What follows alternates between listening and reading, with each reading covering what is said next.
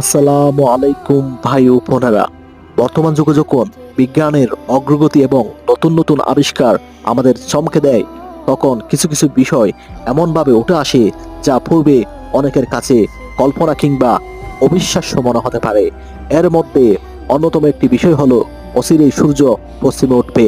আপনি হয়তো শুনেছেন, বিজ্ঞানী কিংবা গবেষকরা এখন এমন একটি বিষয় নিয়ে আলোচনা করছেন যা আগে শুধুমাত্র ধর্মীয় বা আধ্যাত্মিক গ্রন্থে পাওয়া যেত, কিন্তু আজকের বিজ্ঞানও এটি মান্য করতে বাধ্য হচ্ছে। এটি এমন একটি বিষয় যা পবিত্র কুরআনে স্পষ্টভাবে উল্লেখ করা হয়েছে।